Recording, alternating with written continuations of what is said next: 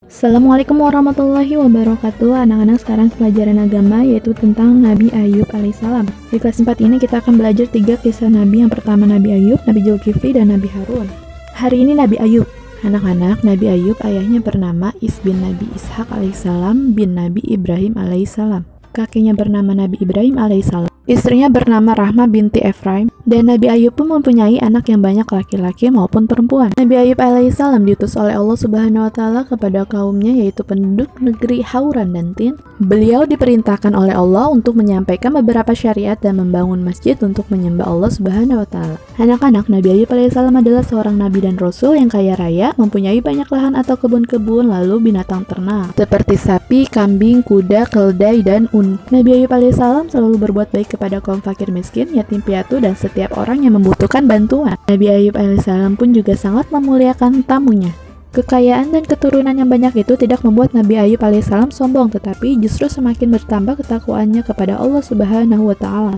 Menghadapi kenyataan yang demikian, setan kemudian berusaha dengan berbagai cara untuk mengubah keimanan Nabi Ayub alaihissalam. Namun sejauh setan berusaha menggoda, sejauh itu pula Nabi Ayub semakin bertambah keimanan dan ketakwaan kepada Allah. Nabi Ayub menerima segala cobaan, diantaranya yaitu kekayaan yang dimiliki Nabi Ayub alaihissalam sedikit demi sedikit menyusut dan kemudian habis. Seperti kebun-kebunnya, binatang ternaknya mati, lalu semua harta yang dimilikinya habis terbakar dan beliau pun jatuh miskin. Belum cukup dengan ujian itu, Allah Subhanahu wa Ta'ala menambah ujian yang lagi, yaitu anak-anak Nabi Ayub alaihissalam yang banyak satu demi satu meninggal dipanggil Allah. Namun Nabi Ayub tetap tabah dalam menghadapi ujian tersebut. Cobaan selanjutnya, Nabi Ayub terserang penyakit kulit yang sangat parah atau kista. Bahkan dari kulitnya mengeluarkan darah bercampur nanah. Penyakit yang diderita Nabi Ayub alaihissalam selama kurang lebih 7 tahun. Saking parahnya penyakit yang diderita Nabi Ayub alaihissalam, maka banyak orang yang tidak sanggup melihatnya, kecuali istrinya yang masih dengan sabar merawatnya. Melihat hal itu, setan pun berusaha menggoda istri Nabi Ayub agar menjauh dan meninggalkan Nabi Ayub. Usaha setan tersebut akhirnya pun berhasil.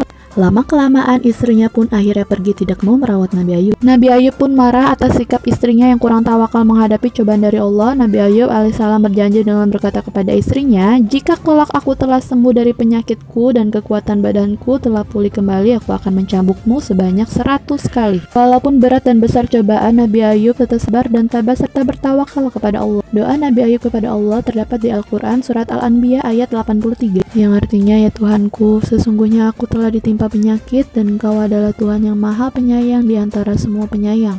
Lalu atas kesabaran dan ketabahan Nabi Ayub dalam menghadapi cobaan, Allah menerima doa Nabi Ayub tersebut. Akhirnya dengan izin Allah Subhanahu wa Ta'ala, penyakit kulit yang dideritanya sembuh tanpa bekas setelah beliau menghentakkan kakinya ke tanah. Atas perintah Allah Subhanahu wa Ta'ala, keluarlah air yang memancar dan digunakan Nabi Ayub alaihissalam untuk mandi dan minum. Tidak hanya mengembalikan kesehatannya saja, pada saat itu istri beliau kembali kepadanya. Nabi Ayub pun melaksanakan sumpahnya, yaitu dengan mencabuk istrinya 100 kali. Akhirnya Nabi Ayub alaihissalam kembali hidup dengan keluarganya, lalu memperoleh lagi anak-anak yang banyak serta kekayaan yang melimpah. Di antara anak-anak yang dilahirkan lagi itu, salah satunya ada yang menjadi nabi dan rasul, yaitu Basyar, dan bergelar Zulkifli, artinya orang-orang yang sanggup. Nabi Ayub alaihissalam pun hidup berbahagia sampai akhir hayatnya. Beliau wafat pada usia 93 tahun.